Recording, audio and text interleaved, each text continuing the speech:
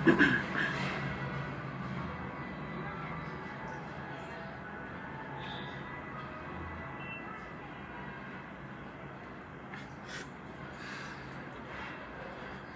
छोड़ सतगुरु रामपाल जी परमेश्वर जी की जय हो। परमपिता परमात्मा सारी सृष्टि के रचनहार, कुल मालिक, असंख्य ब्रह्मांडों के रचयिता, जगत गुरु संत शिरोमणि सतगुरु रामपाल जी भगवान के चरण कमल में मुझ पवन दास का कोटि कोटि दंडवत प्रणाम। और आप सभी लाइव देख रहे भाई बहनों को सत्साई पुण्यात्माओं। एक बार कुछ भाई बहन लाइव जुड़ जाएं। एक छोटा सा संदेशा है। कल रात्रि 8:30 बजे हम फेसबुक पर लाइव आएंगे। फेसबुक पे अपना जो पेज है शंका समाधान विद पवन दास, उस पेज पर रात्रि 8:30 बजे कल 6 फरवरी 2022 को कल 6 फरवरी 2022 को पवन दास इज लाइव, इस नाम से हमारा जो फेसबुक का पेज है उस पे हम लाइव आएंगे। क्योंकि जितने ज्यादा संदेशे परमपिता परमेश्वर जी की महिमा के विषय में, उनके गुणगान के विषय में आप सभी भाई बहनों तक पहुंचा दिए जाएंगे तो सतगुरुदेव जी के आने से पहले पहले ये हम सबके हित में होगा, ये हम सबके लिए फायदेमंद होगा कि हम परमेश्वर की पहचान कर लें और हमसे वो कोई भी गलती ना बन जाए, जिन गलतियों के चलते आज 90% संगत सतलोक आश्रम मैनेजमेंट हरियाणा वालों के पीछे चलते हुए गुरु मर्यादाओं से कोसों दूर हो चुकी है। और 2022 चल ही रहा है। आगामी समय कितना डेंजरियस है ये आप जी भली भांति न्यूज वगैरह देख के और वर्तमान देश विदेश की जो परिस्थितियां हैं, जो वैश्विक स्थिति है, उसको भांप भी सकते हैं आप। तो तीसरा विश्व युद्ध भी फाइनल है, इसको भी कोई रोक नहीं सकेगा, परमेश्वर ने पहले ही निर्धारित किया हुआ है।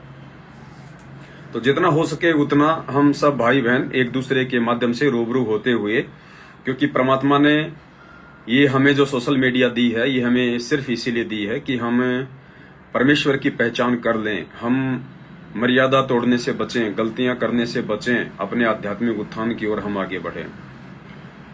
तो कल 6 फरवरी रात्रि 8:30 बजे 6 फरवरी 2022 को रात्रि 8:30 बजे फेसबुक पे अपना जो पेज है पवन दास इज लाइव, उस पेज को आप जी फॉलो कर लें और कल रात को आप जी जरूर जुड़ें। तो काफी भाई बहन जुड़ चुके हैं। और एक संदेशा था जो आज दिन में परमात्मा ने असुर निकंदन रमैणी करने से पहले भगत समाज को दिलवाया है। हालांकि उसका वीडियो बन के दास का जो यूट्यूब चैनल है शंका समाधान विद पवन दास, उस पे डाल दिया गया है। उसको भी आप जी सब्सक्राइब जरूर करें। दास के चैनल को यूट्यूब पे जाके शंका समाधान विद पवन दास लिखेंगे तो दास का चैनल आ जाएगा, उसको भी आप जी सब्सक्राइब कर लें।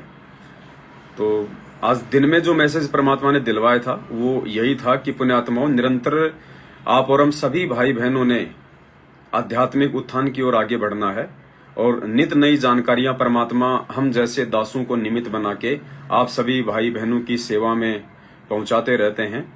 तो ये कोई छोटी बात नहीं है और ना ही आपने इन बातों को कोई छोटा समझना है। परमात्मा एक माध्यम बनाता है, परमात्मा एक स्रोत ढूंढता है और परमात्मा किसी न किसी को निमित्त बनाता है अपनी आत्माओं तक सत्य संदेशे पहुंचाने के लिए। क्योंकि वर्तमान में स्वयं वो परमात्मा छुपने और छुपाने की भूमिका निभा रहा है। छुपने और छुपाने की भूमिका क्यों निभा रहा है?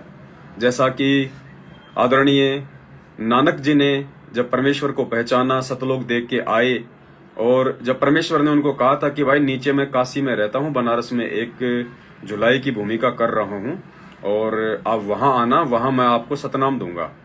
तो नानक जी जब सतनाम लेने के लिए काशी में गए, बनारस में गए, वहां जुलाहों की कॉलोनी में, तो नानक जी ने देखा कि ये तो वही रूप है जो मुझे सतलोक में दिखा था, जो मुझे बेई नदी से जिंदा महात्मा के रूप में सतलोक लेके गया था और सतलोक के सिंहासन पे वो बैठा हुआ था। ये तो वही रूप है।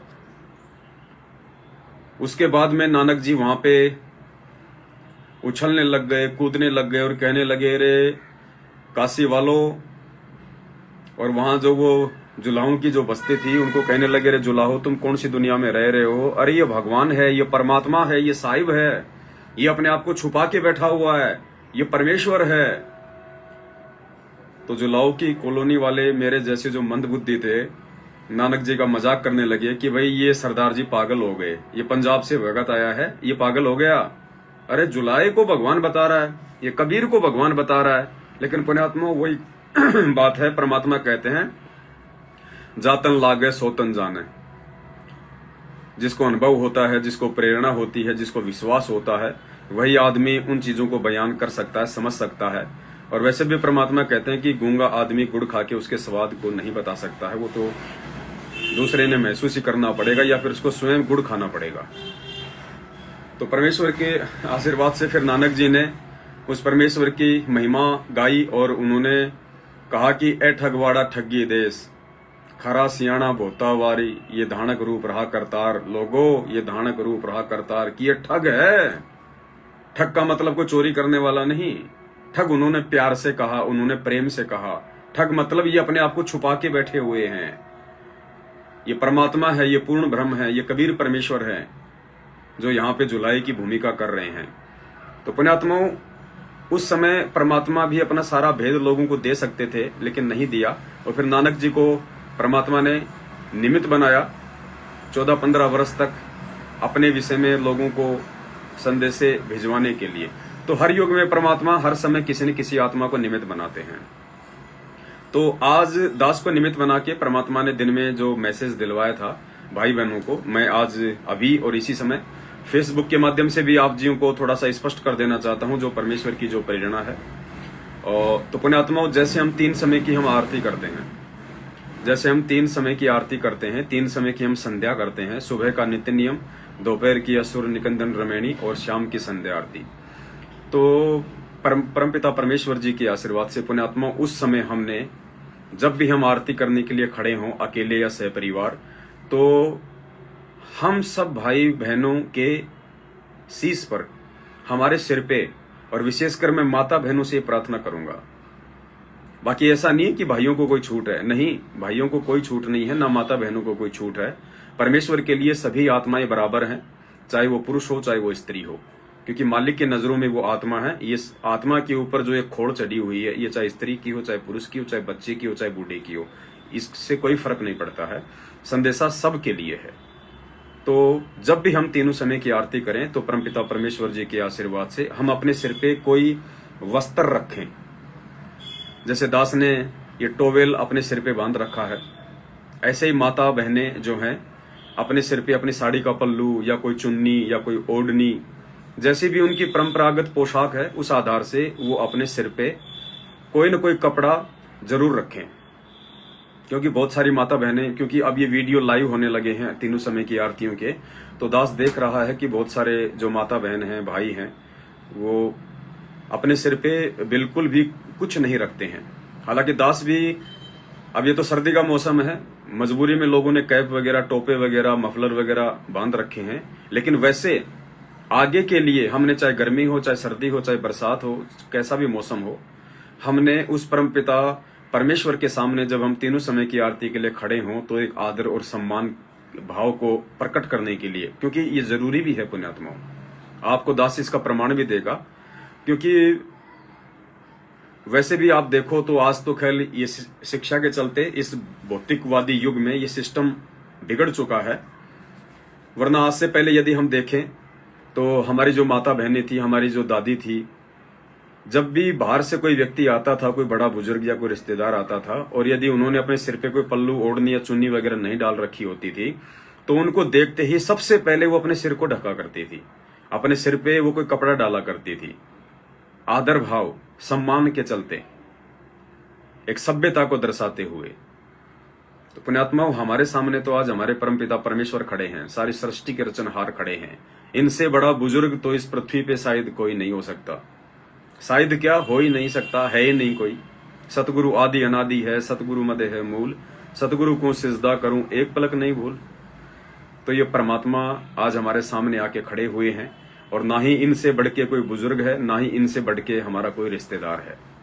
तो जब हम यहाँ पे अपने जैसे 2 कोड़ी के जीवों के आगे उनको सम्मान देने की दृष्टि से शर्मा शर्मी में जब हम तुरंत सिर पे कपड़ा डालते हैं, तो तीनों समय की आरती तो हम इस आत्मा के पति, इस आत्मा के असली रिश्तेदार, इस आत्मा के परमेश्वर के सामने खड़े होकर करते हैं। तो हम सभी भाई बहनों के शीश पे कोई न कोई वस्त्र, और ये कोई जरूरी नहीं है कि वो मतलब सफेद होना चाहिए, ये तो यहाँ की जो ये परंपराएं हैं इनके मार्फत ये चले हुए हैं। बाकी जो कपड़ा है वो स्वच्छ होना चाहिए, बाकी कोई लाल हो, काला हो, पीला हो, हरा हो, नीला हो, कैसा भी हो, चेक में हो, बहुत सारे उसमें रंग हो, वो कोई फर्क नहीं पड़ता इन सब बातों से। बस जो कपड़ा है वो हमारे शीश पे होना चाहिए परमपिता परमेश्वर की, जब भी हम तीनों समय की आरती करें। बाकी समय आप ना ओढ़ें, वो आपकी अपनी मर्जी है, लेकिन विशेषकर आरती के समय चाहे बच्चा हो, चाहे माता बहनें हो, चाहे बुजुर्ग हो, जो भी भगत हैं पूज्य गुरुदेव जी के, उन सबको चाहिए कि वो अपने पूज्य गुरुदेव जी के सामने जब खड़े हों आरती के समय, तो अपने सिर पे कोई न कोई वस्त्र जरूर रखें। भाई लोग जो है कोई कैप, क्योंकि कैप तो थोड़ा सा मतलब सभ्य में नहीं आती है। आप जी के पास अपना कोई रुमाल है, आप उसको बांध सकते हैं। आपके पास ऐसा कोई टोवेल है, आप उसको बांध लीजिए। माता बहनें वैसे भी साड़ी पहनती हैं और अपनी कोई ओढ़नी होती है, जैसा भी अपने क्षेत्र के अकॉर्डिंग माता बहनें जो पहनती हैं जो कपड़ा अपने सिर को ढकने के लिए, तो वो ढक सकती हैं और जरूरी है। क्योंकि आपने देखा होगा कि सतोलोक आश्रम बरवाला में जब परमपिता परमेश्वर जी किन्हीं आत्माओं को निमित्त बना के जब 3 दिन का ग्रंथ साहिब का पाठ होता था, तो उस समय वो जो पाठी है वो अपने सिर पे एक वस्त्र बांधता है, चाहे टोवेल हो चाहे वैसे बांध के रखते हैं वो। क्यों? क्योंकि वो ग्रंथ साहिब का पाठ कर रहा है। ग्रंथ साहिब का पाठ करते समय ग्रंथ साहिब के ऊपर हमारे सिर का कोई बाल टूट के ना गिर जाए, मतलब इतने आदर भाव से, इतने सम्मानित भाव से, इतनी स्वच्छता और साफ सफाई का ध्यान रखते हुए वो अपने सिर पे वो कपड़ा बांधते हैं। और उससे पहले जब पूज्य गुरुदेव जी गांव-गांव जाके पाठ प्रकाश किया करते थे अपने भक्तों के घरों पे, तो गुरुदेव स्वयं सिर पे सफेद कपड़ा बांधा करते थे। 3 दिन का जो पाठ होता था, और जब जब गुरुदेव पाठ के ऊपर बैठा करते थे थोड़े समय के लिए या ज्यादा लंबे समय के लिए, मतलब कहने का भाव ये है कि चाहे वो 3 दिन का जो पाठ होता है, तो पाठ करने के लिए जो भी व्यक्ति जो बैठेगा वाणियां बोलने के लिए, उसके लिए कंपलसरी है कि वो अपने सिर पे सफेद वस्त्र ही बांध के बैठेगा, वो अपने सिर पे कपड़ा बांध के बैठेगा। ये रूल है, ये नियम है, आदर भाव और सम्मान के लिए। और किसी भी प्रकार की जो गंदगी है वो ग्रंथ साहिब के आसपास ना आए। दास आपको इसका एक फोटो भी दिखाएगा। परमपिता परमेश्वर सतगुरु रामपाल जी भगवान जब पहले गांव-गांव जाके पाठ प्रकाश किया करते थे, तो उस समय परमात्मा अपने शीश पे वस्त्र बांधा करते थे। तो हमने इससे शिक्षा लेनी है। ये देखिए, ये पूज्य गुरुदेव जी पाठ के ऊपर बैठे हुए हैं पाठ प्रकाश के समय, और परमेश्वर अपने मस्तक पे हमारे को शिक्षा देने के लिए, हमारे को समझाने के लिए ये कपड़ा बांधे हुए हैं। और गुरुदेव के अलावा यदि और भी कोई पाठ पे यदि बैठेगा उनके आदेश अनुसार, तो उसके लिए भी कंपलसरी होता है कि वो भी अपने सिर पे जो है कपड़ा बांधता है, आदर भाव के साथ, सम्मान के साथ। तो पुण्यात्मा विचार करना चाहिए, आज हमारे लिए सबसे बड़ा पाठ क्या है? आज हमारे लिए सबसे बड़ा ग्रंथ क्या है? हमारे लिए सबसे बड़ा ग्रंथ गरीबदास जी के द्वारा लिखा हुआ ग्रंथ साहिब नहीं है। हालांकि हम उनका सम्मान करते हैं, हम उनका आदर करते हैं। हमारे लिए आज सबसे बड़ा जो ग्रंथ है वो हमारे पूज्य गुरुदेव जी ने हमें जो पाठ करने के लिए, जो तीनों समय की आरतियां करने के लिए हमें जो पवित्र भक्ति बोध दी है, ये ग्रंथ है हमारे लिए सबसे बड़ा पवित्र भक्ति बोध, जिसमें तीनों समय की आरती है। एक भगत के लिए, सतगुरु रामपाल जी परमेश्वर जी के भगत के लिए, शिष्य के लिए सबसे बड़ा और सबसे आदरणीय और पवित्र यदि कोई ग्रंथ है तो ये भक्ति बोध है, जो पूज्य गुरुदेव जी ने हमें दी है। इसके अंदर सभी महापुरुषों की वाणियों का उन्होंने लगभग समावेश किया है। आदरणीय गरीबदास जी महाराज जी, और 650 साल पहले जब कबीर परमेश्वर जी आए थे तो उस समय उन्होंने जो वाणियां धर्मदास जी के माध्यम से कबीर सागर में लिपिबद्ध करवाई थी, उन 2 ग्रंथों का समावेश इस पुस्तक के अंदर है, जिसको परमात्मा ने भक्ति बोध का नाम दिया है, जिसमें तीनों समय की आरतियां हैं। तो हमारे लिए सबसे आदरणीय, सबसे सम्माननीय जो ग्रंथ है वो ये भक्ति बोध है, जिसके माध्यम से हम तीनों समय का पाठ करते हैं। ये देखो नीचे लिखा हुआ ना, मूल्य नित्य नियम पाठ, ये आपके पास होगा, उस पर भी लिखा हुआ नीचे। तो पुण्यात्माओं, तीनों समय की जब हम आरती करते हैं तो हम पाठ कर रहे होते हैं, हम पाठ करते हैं, और वो पाठ करते समय फिर ये कंपलसरी हो जाता है। जब हमें ज्ञान हो जाता है, जब हमें जानकारी हो जाती है, तो फिर ये कंपलसरी हो जाता है उस आत्मा के लिए कि वो आत्मा ज्ञान को आधार बना के और पहले के सारे उदाहरण देखते हुए अपने सिर पे कोई न कोई वस्त्र वो उस समय जरूर रखे। ये एक छोटा सा मैसेज था जो आप सभी भाई बहनों को देना सतगुरुदेव जी की सत प्रेरणा से इस दास ने उचित समझा। भाई दास को समझ में आ गया तो दास के लिए तो ये आज से ही कंपलसरी हो गया, और जिस आत्मा को नहीं समझ में आया है उस आत्मा के लिए कंपलसरी नहीं है।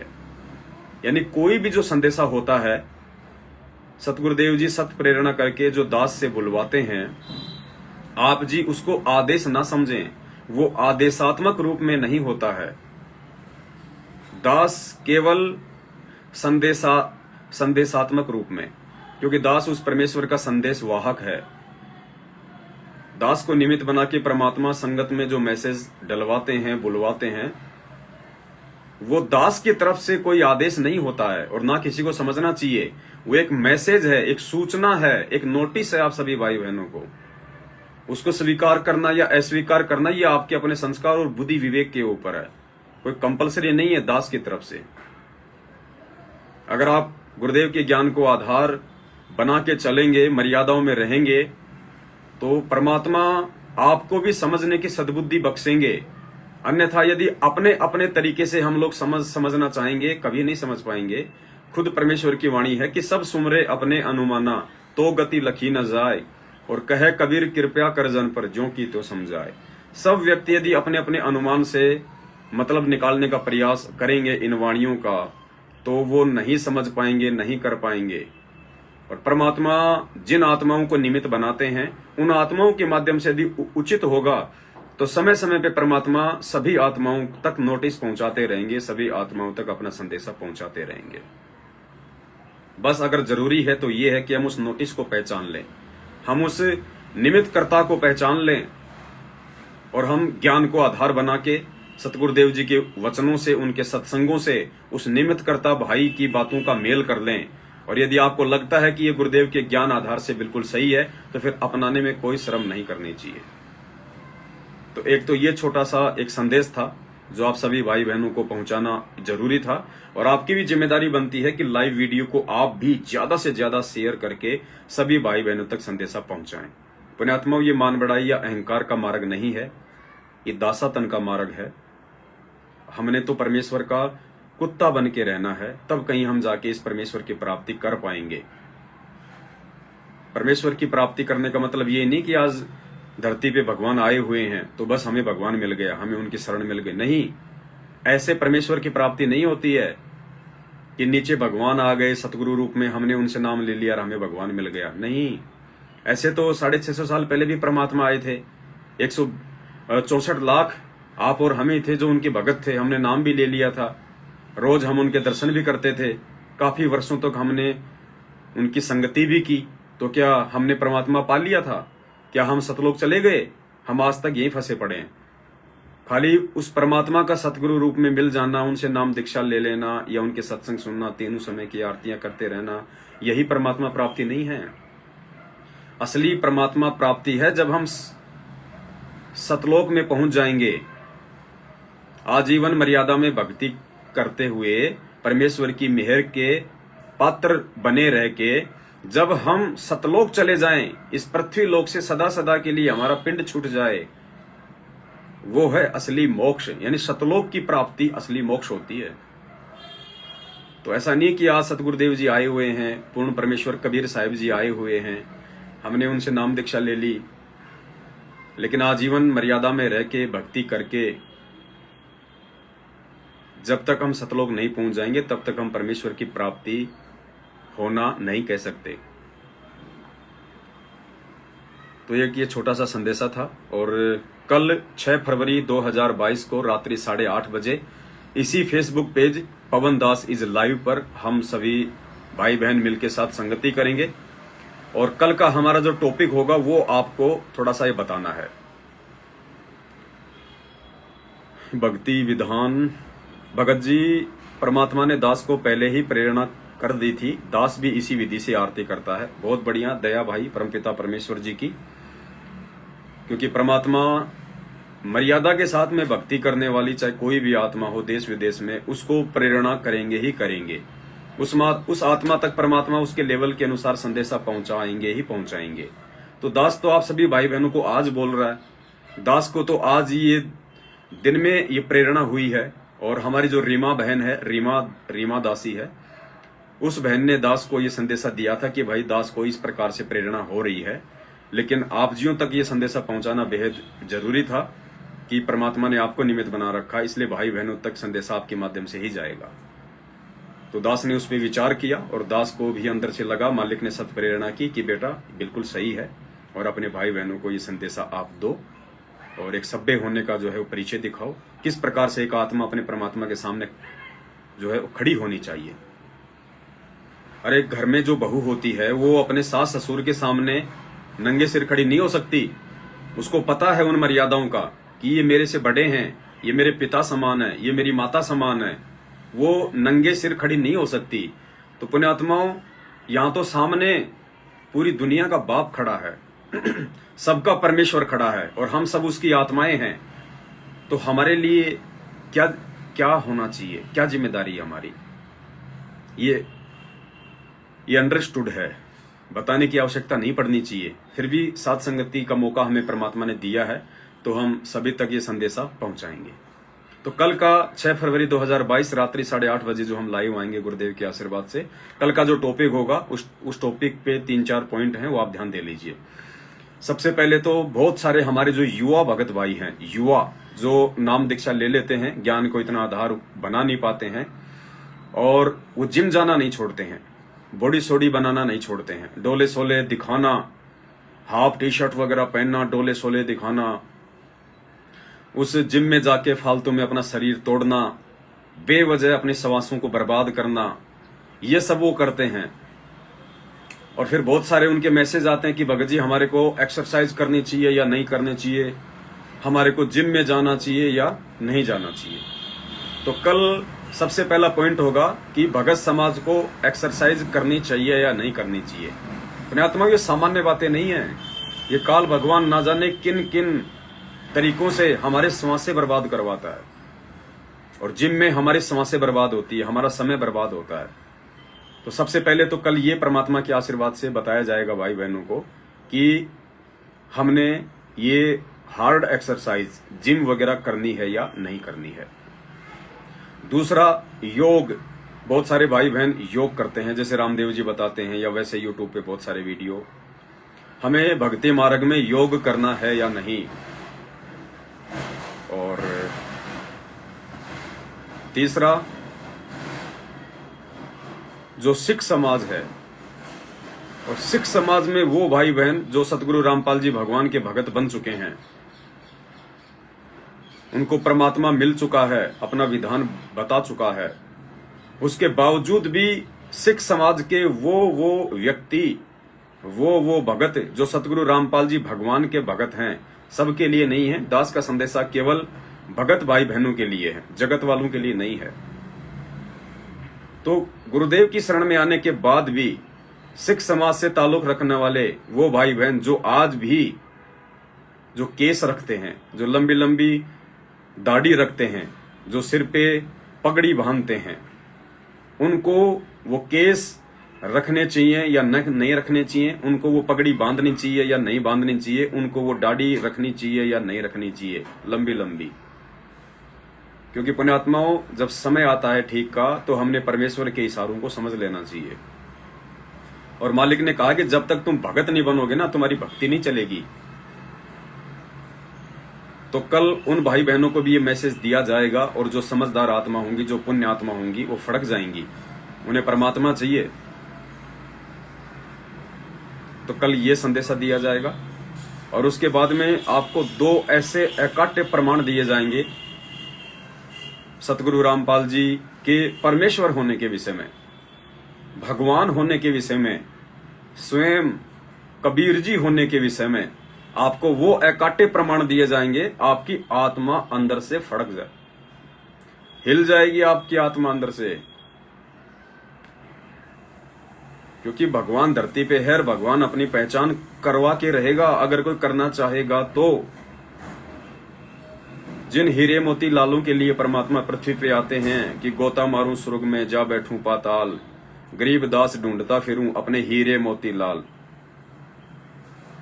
आजा, उन सभी आत्माओं तक परमात्मा संदेशा पहुंचा के रहेंगे। सत्संग कर ले व्यक्ति में, तो उन सभी आत्माओं तक परमात्मा अपना संदेशा पहुंचाएंगे कि धरती पे सतगुरु रामपाल जी के रूप में पूर्ण ब्रह्म परमेश्वर कबीर साहिब भी प्रकट हैं और कोई नहीं है। स्पष्ट संकेत, स्पष्ट बात परमेश्वर ने बोल दी है। कल आपको वो प्रमाण दिखाए जाएंगे। पुण्यात्माओं, ये 2022 और उसके आगे का जो समय है, परमेश्वर ने पहले ही आप जियों तक संदेशे पहुंचा दिए हैं कि ये परिणाम और पश्चाताप का वर्ष है। आगे का जो समय है वो परिणाम और पश्चाताप का समय है। यानी आपने बरवाला कांड के बाद से लेके आज तक जो जो आपने बोया है अध्यात्म में, भक्ति मार्ग में, वो अब काटने का समय है। अब उनके परिणाम भोगने का समय है। जो अच्छे कर्म और जो बुरे कर्म हम भक्तों ने गुरुदेव के जेल जाने के बाद अपनी अपनी सोच समझ या देखा देखी में किए हैं, राजनीति, आरक्षणबाजी, रक्तदान, देहदान, कुपात्रों को ज्योति पाठ का पैसा, आनंदपाल सिंह जैसे गैंगस्टरों की सीबीआई जांच में आर्थिक रूप से, शारीरिक रूप से सहयोग करना, अन्य सामाजिक झमेलों में जिनसे हमारा 36 का आंकड़ा है, कोई लेना देना नहीं है, व्यर्थ की परंपराएं हैं, उनमें सहयोग करना, आर्थिक रूप से, शारीरिक रूप से, ज्ञान को आधार ना बना के गुरुदेव के परिवार के पीछे, मैनेजमेंट के पीछे भेड़ चाल चलना, जितने भी कर्म कुकर्म किए हैं, अब ये 2022 और इसके आगे का जो समय है वो परिणाम भोगने का समय है। अब परमेश्वर किसी को भी अपने तरफ से विशेष राहत प्रदान नहीं करेंगे। 7 साल तक का समय परमात्मा ने हमें दे दिया, जो काफी होता है, क्योंकि अब परमेश्वर के बाहर आने का समय भी नजदीक है। तो जाहिर सी बात है, अब वो कटाई का समय है। जिसने जैसा बोया है अध्यात्म में, अब वो वैसा काटेगा, अर्थात वो परिणाम भोगेगा। अब आज से पहले जो कुकर्म वो कर रहे थे, जो भक्ति विरुद्ध कर्म हमारे बड़े भाई सतलोक आश्रम मैनेजमेंट हरियाणा वालों के पीछे लग के, उनको गुरुदेव का भाई, बेटा, बंधु, रिश्तेदार, जवाई, बेटा, बेटी समझ के जिन्होंने अपना वो कर्म धर्म नष्ट किया है, सारी मर्यादा तोड़ के भक्ति विरुद्ध काम करके, अब उनकी कटाई का समय है, वो परिणाम भोगने का समय है आगे। और दूसरा पश्चाताप। फिर भी परमात्मा ये 2022 का जो समय है, पूरा साल, ये उन आत्माओं को एक अंतिम मौका होगा। यदि वो आत्मा जाग जाती हैं, समझ जाती हैं और अपनी उन तमाम गलतियों के लिए, अपने उन तमाम पिछले 7.5 वर्षों से किए गए कर्म कुकर्मों के लिए गुरुदेव से हृदय से ज्ञान को आधार बना के क्षमा याचना मांग लेती हैं और अपने सत्सेवक भाई बहनों के साथ मिलके, साथ संगतियों के माध्यम से अपने परमेश्वर की महिमा का गुणगान करती हैं, तो परमेश्वर उन आत्माओं को क्षमा करेंगे। दास गरीब दयालु है, वो डिगे बंधावे धीर, शब्द स्वरूपी उतरे सतगुरु सत्य कबीर, दास गरीब दयालु हैं, वो डिगे बंधावे धीर। सिर्फ विनती कर सकते हैं पुण्यात्माओं, क्योंकि जिन आत्माओं को ज्ञान आधार हो गया है, उन्हीं आत्माओं को आगे के विनाशकारी समय का मालूम है कि आगे क्या होगा। भगवान सारी सृष्टि का रचनहार, सारे ब्रह्मांडों का रचयिता, जिसकी एक झलक के लिए ऋषि मुनि और तपस्वियों ने अपने हजार हजार वर्षों का जो समय हुआ करता था उनके जीवन का, उन्होंने पूरा का पूरा समय उस परमेश्वर को पाने के लिए तपस्याओं में, साधनाओं में गुजार दिया। अपने बाल बच्चे, परिवार, किसी की कोई परवाह नहीं की। उन लोगों को उस परमेश्वर की एक झलक नहीं मिली और वो परमात्मा आज धरती पे प्रकट है और हिसार की छोटी जेल में बैठा हुआ है। पुण्यात्माओं, ये दुनिया इतनी आसानी से उन्हें परमात्मा के रूप में स्वीकार नहीं करेगी। इतनी आसानी से संत रामपाल जी को दुनिया भगवान का जो है दर्जा नहीं देने वाली। इसके लिए बहुत बड़े कांड होंगे, बहुत सारी घटनाओं को अंजाम दिया जाएगा, विनाशकारी समय होगा। और जब आत्मा को अंदर से लगेगा कि अब बेटा तेरा यहाँ पे कोई रक्षक नहीं है, तू जिनकी पूजा किया करता था, देवी देवताओं की, ब्रह्मा विष्णु महेश की, माता की, काल महाकाल की, या मुसलमान भाई हो, चाहे सिख भाई हो, चाहे ईसाई भाई हो, हम सब एक ही परमेश्वर के बच्चे हैं, हम सब आत्माएं हैं। कोई धर्म नहीं है, कोई जाति नहीं है, सबको डिवाइड कर रखा इस काल में। तो जब उस समय इस आत्मा को पता चलेगा कि अब तेरा यहाँ कोई रखवाला नहीं है, ना तो ईसा मसीह उतर के आया ईसाइयों के लिए, ना अल्लाह मुसलमानों के लिए आया, ना नानक जी सिखों के लिए आए, अगर सबके लिए कोई आया है धरती पे तो सतगुरु रामपाल जी भगवान है। जीव हमारी जाति है, मानव धर्म हमारा, हिंदू मुस्लिम सिख ईसाई धर्म नहीं कोई न्यारा। सबका बाबा, सबका बाप, सबका दादा अगर कोई है धरती पे, देवादिदेव महादेव यदि कोई असल में है तो सतगुरु रामपाल जी भगवान है, ये कबीर परमात्मा है। आने वाले विनाशकारी समय में जब आत्मा अंदर से इस बात को स्वीकार कर लेगी, और वो उस समय स्वीकार करेगी पुण्यात्माओं जब विनाश होगा। आंखों के सामने लाशें गिरी हुई लोग देखेंगे, रोटी के टुकड़े के लिए लोग तरस जाएंगे, मरने के अलावा दूसरा ऑप्शन शेष नहीं रहेगा। चाहे मारकाट में मरो, चाहे महामारी में मरो, चाहे भूखमरी में मरो, चाहे अन्य प्राकृतिक आपदाओं से मरो, मरने के अलावा इंसान के पास दूसरा कोई ऑप्शन शेष नहीं रह जाएगा। उस समय ये दुनिया संत रामपाल जी को भगवान क्या, डबल भगवान मान लेगी। तो परमेश्वर ने अपनी पहचान सबसे पहले तो उन आत्माओं को करवानी है जिनके अच्छे मजबूत भक्ति संस्कार हैं और जो उनके भगत हैं, जो उनकी शरण में हैं, उनको परमेश्वर ज्ञान आधार से अपनी पहचान करवाएंगे। तो ये पिछले 7 वर्षों से सत्सेवकों को निमित्त बना के जो संदेशे दिलवाए जा रहे हैं, ये सिर्फ और सिर्फ इसीलिए दिलवाए जा रहे हैं कि हम भगत समय रहते समझ जाएं। आप और हमारे लिए परमेश्वर की तरफ से एक गोल्डन चांस है, विशेष मौका है। हम परमेश्वर की पहचान कर लें और जो गलत काम हमसे सतलोक आश्रम मैनेजमेंट हरियाणा वालों के द्वारा जो करवाए जा चुके हैं, वर्तमान में करवाए जा रहे हैं, गुरुदेव के आदेशों की आड़ में भगत समाज को मूर्ख बनाया जा चुका है, बना रहे हैं। कोई गुरुदेव का परिवार नहीं, कोई बेटा बेटी नहीं। गुरुदेव के असली बेटा बेटी वो हैं जो मर्यादा में रह के उनकी भक्ति करते हैं, जो उनके वचनों पे चलते हैं और अमल करते हैं, वो उनके असली बेटा बेटी हैं। इन सारी जो भ्रमणाओं का विनाश जब तक हम नहीं कर लेंगे ज्ञान आधार से, तो सबसे पहले तो परमात्मा भगत समाज को जागरूक करना चाहते हैं। वरना समझने और समझाने का खेल तो पुण्यात्मा 2014 में ही समाप्त हो गया था। 1994 से 2014 तक परमेश्वर ने पूरी दुनिया को ज्ञान दिया। गांव गांव, शहर शहर जा जाके सत्संग कर करके, टीवी चैनलों के माध्यम से, पुस्तकों के माध्यम से रात दिन एक किया परमात्मा ने पूरी दुनिया को समझाने के लिए, भक्ति मार्ग में जुड़ने के लिए, अपने जो कर्म है वो सुधारने के लिए। और अब ये 2014 का जो बरवाला कांड था, गुरुदेव का हिसार जेल में जाना, इससे ये साबित हो गया कि दुनिया ज्ञान से उन्हें परमेश्वर मानने को तैयार नहीं है, दुनिया ज्ञान से समझने वाले नहीं है। तो दूसरा ऑप्शन क्या बच जाता है? ठोकर, परेशानियां, दुख, तकलीफ, पीड़ा। अब एकमात्र यही ऑप्शन दुनिया वालों के पास रह गया, क्योंकि 2014 में गुरुदेव का जेल जाना मतलब ज्ञान आधार से समझाने का खेल खत्म। अब तो उनके जो कर्म हैं उसी आधार से स्वयं अगर वो जीवित रहे, उनके संस्कार मजबूत रहे, गुरुदेव के जेल से बाहर आने से पहले पहले यदि वो आत्मा शरीर में रही तो उनका सौभाग्य, अन्यथा काल उठा के लेके जाएगा। लेकिन आप और हम पहले ही उनकी शरण में आ चुके हैं, इसलिए आप और हमारे पास में एक मौका है। परमेश्वर हमें गोल्डन चांस दे रहे हैं कि हम इस ज्ञान को आधार बना के, और जो अच्छे कर्म है, जो बुरे कर्म है, जो हमें नहीं करने चाहिए थे, उसके बावजूद भी हमने अपने कोऑर्डिनेटरों के बहकाव में आके, उनके चक्कर में आके, गुरुदेव के बेटा बेटी, उनके कलयुगी परिवार के बहकाव में आके, अज्ञानता में हमने जो अपना कर्म धर्म नष्ट किया है, उसकी समालोचना हम समय रहते गुरुदेव से मांग लें।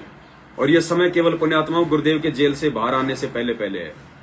एक बार गुरुजी जेल से बाहर आ गए, उसके बाद हम भक्तों को मौका नहीं मिलेगा। जगत को फिर भी मौका मिल जाएगा, हम भक्तों को मौका नहीं मिलेगा। 1% भी आप परमेश्वर की शरण से दूर कर दिए जाओगे, आपको फिर कोई पश्चाताप का मौका नहीं मिलेगा। ये पश्चाताप का मौका सन 2022 से लेके जब तक पूज्य गुरुदेव जी हिसार जेल से बाहर नहीं आ जाते हैं तब तक ही है,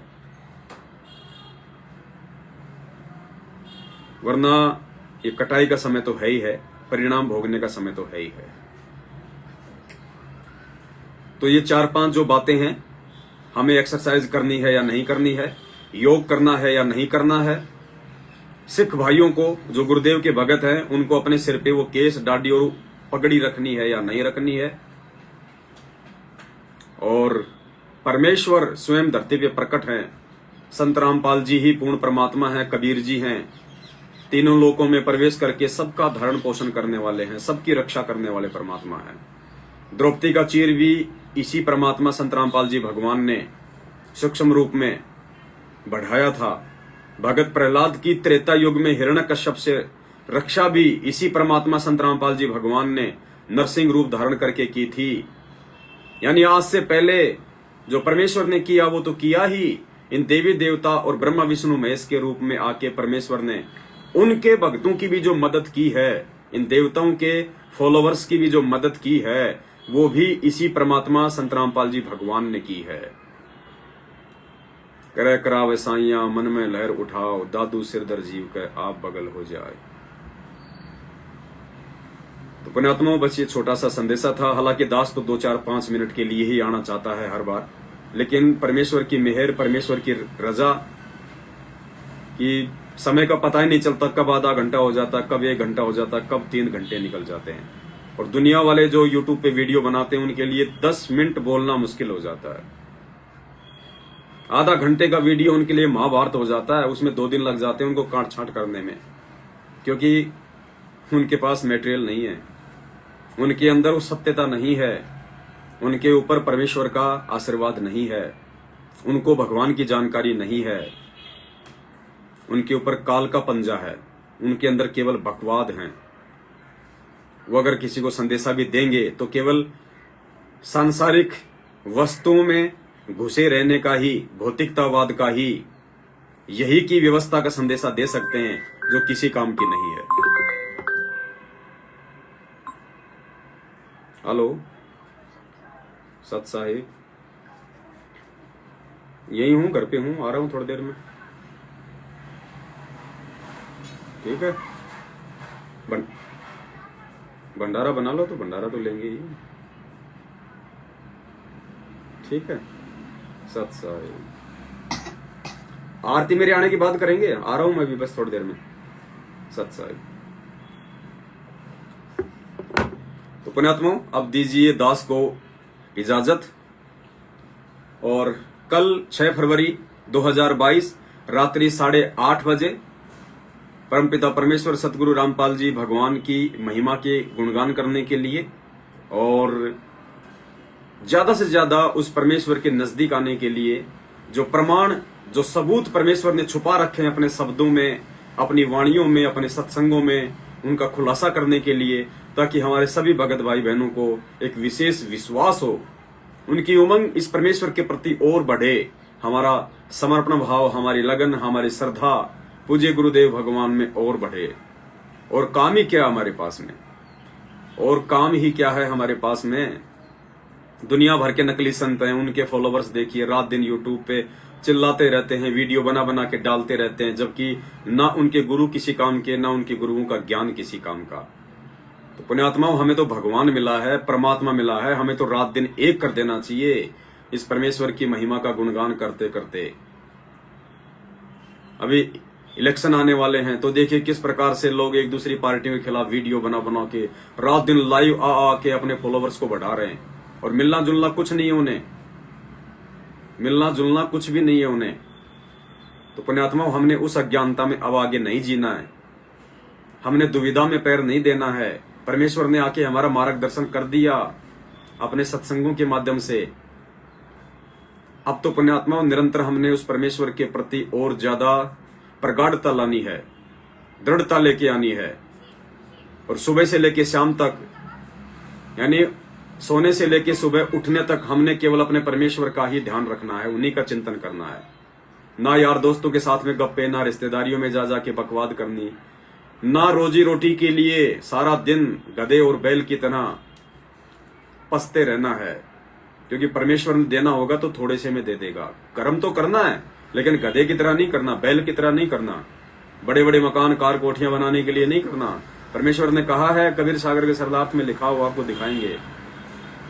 गुरुदेव कहते हैं कि मेरे 13वें पंथ में आने के बाद जो व्यक्ति बड़ी बड़ी कार कोठियां महल बनाएगा वो मूर्ख माना जाएगा। आने वाले समय में लोग उसको धिक्कारा करेंगे, और जो सादा जीवन जिएगा, ज्यादा परमात्मा की भक्ति करेगा, सादा मकान बना के रहेगा, वो महान आत्मा मानी जाएंगी, समाज में सम्मान और आदर की पात्र होंगी। पुण्यात्माओं, 80% हम इसी प्रकार से इस परमेश्वर के नजदीक आ सकते हैं। जो 80-20 का परमात्मा ने फॉर्मूला बताया ना, 80-20 का, 80% इस परमात्मा के प्रति हम बढ़े और 20% केवल रोजी रोटी के लिए। और फिर परमात्मा थोड़े में ज्यादा दे देता है, थोड़े में ज्यादा दे देता है। कई भाइयों की जो ये परचूनर की दुकान होती है, जनरल स्टोर की, किराना की, वो कहते हैं भगत जी हम अगर बीड़ी गुटखा नहीं रखेंगे तो हमारे कस्टमर नहीं आते। लो जी बीड़ी नहीं रखेंगे तो कस्टमर नहीं आएंगे। अरे भाड़ में जाएं ऐसे कस्टमर जो हमारी मर्यादाओं को जो खंडित करवाए। और बीड़ी गुटखे में क्या मिलता तुम्हें? 1 रुपया 50 पैसा। अरे अगर भगवान ने देना होगा तो किसी दूसरे आइटम में दे देगा। कहां से दे देगा, कैसे दे देगा, तुम्हें पता भी नहीं चलेगा। लेकिन उसके लिए विश्वास की जरूरत है, और विश्वास की प्राप्ति के लिए आपको गुरुदेव के सत्संग सुनने की जरूरत है। और सत्संग समझ में नहीं आए तो फिर एक अंतिम ऑप्शन जो परमेश्वर ने आज दिया है, साध संगति का। फिर आपको साध संगति से जुड़ जाना चाहिए, वरना आपके पास दूसरा कोई चांस, कोई मौका नहीं है। और जिन जिन आत्माओं ने सतलोक की प्राप्ति करनी है इस पृथ्वी लोक से वर्तमान में, उन आत्माओं को साध संगतियों से जुड़ना ही पड़ेगा, उन आत्माओं को सत्सेवक बनना ही पड़ेगा। चाहे वो गुरुदेव के, जिन्हें आप बेटा बेटी समझते हो, अंजू मंजू मनोज वीरेंद्र, आप जिन्हें गुरु माता कहते हो, अनारो माई, अपने अपने स्टेट कोऑर्डिनेटर, नामदान संचालक, या वैसे भी जो जगत वाले दुनिया वाले हैं, गुरुदेव की शरण में आने के बाद उनको भी सत्सेवक बनना ही पड़ेगा, उनको भी साथ संगतियों से जुड़ना ही पड़ेगा। वरना दूसरा कोई ऑप्शन परमेश्वर ने सतलोक जाने का वर्तमान में छोड़ा ही नहीं है। क्योंकि यहीं से आप अपनी मर्यादाओं को समझ सकते हो, साथ संगतियों से जुड़ के। यहीं से आप इस परमात्मा की पहचान कर सकते हो, साथ संगतियों से जुड़ के। यहीं से आप एक सच्चा भाव, श्रद्धा, लगन, समर्पण जो होना चाहिए एक भगत का अपने भगवान के प्रति, अपने गुरुदेव के प्रति, वो आप केवल साध संगतियों से ही ला सकते हो अपने आप अंदर। जो चेंजमेंट, जो बदलाव हमें चाहिए आंतरिक, हृदयात्मक, वो केवल आपको प्यार प्रेम के साथ साथ संगतियों से ही मिल सकता है। तो परमेश्वर का ये मिशन है, और परमेश्वर के मिशन का एक अटूट हिस्सा है साध संगति। उसके लिए आपको सत्सेवक बनना ही पड़ेगा। इसमें कोई किसी का श्रेय नहीं है, परमात्मा ने ही हमें खड़ा किया है। परमेश्वर के आशीर्वाद से ही हम चल रहे हैं। हम तो केवल निमित्त मात्र हैं, परमेश्वर के कुत्ते हैं जो भोग सकते हैं। समझना ना समझना ये आपके अपने संस्कारों पे और वर्तमान में बुद्धि और विवेक के ऊपर निर्भर करेगा। तो अब संध्या आरती का समय हो रहा है, और अब थोड़ी देर में परमात्मा की दया से हम सभी भाई बहन संध्या आरती करेंगे। और दास केवल गुजारिश कर सकता है, प्रार्थना कर सकता है, विनती कर सकता है। जो परमेश्वर ने आज का जो संदेशा जो दिलवाया है, ये दुपट्टे वाला, सर पे तीनों समय की आरती के समय कपड़े वाला, अगर किसी भाई बहन ने नहीं सुना है, अभी वो बाद में जुड़ा है, तो एक बार शुरू से पूरा वीडियो जरूर देखें। और जो भाई बहन लाइव देख रहे हैं उनसे दास की हाथ जोड़ के विनती है, वीडियो को ज्यादा से ज्यादा फेसबुक पे, व्हाट्सएप पे सभी भाई बहनों तक आपने ये शेयर करना है। सब तक, क्योंकि आप शेयर नहीं करेंगे तो लोगों तक मैसेज नहीं जाएगा, और मैसेज नहीं जाएगा तो समझ लेना आप भी परमेश्वर के दोषी हो फिर। क्योंकि दास की सेवा है वीडियो बनाने की, और आप भाई बहनों की सेवा है वीडियो को शेयर करने की। आप अगर अपनी सेवा में अगर कोई कोताही बरतोगे तो ये आपके और परमेश्वर के बीच का विषय है फिर। इसी के साथ दास अपने शब्दों को विराम देता है, और इस छोटी सी सात संगति के लिए पूर्ण ब्रह्म परमेश्वर सत्य पुरुष सतगुरु रामपाल जी भगवान ने जो दास को समय दिया, उसके लिए दास अपने परमपिता परमेश्वर का हृदय से जो है कोटि कोटि दंडवत धन्यवाद करता है, उनके चरण कमलों में कोटि कोटि दंडवत प्रणाम करता है। और आप सभी भाई बहनों को सत साहिब जो आपने अपना अनमोल समय निकाला और ये चीजें आपने सुनी, और आगे आप इनको शेयर करेंगे। सत साहिब। बंदी छोड़ सतगुरु रामपाल जी भगवान की जय हो। बंदी छोड़ सतगुरु रामपाल जी भगवान की जय हो। बंदी छोड़ सतगुरु रामपाल जी भगवान की जय हो। सत साहिब।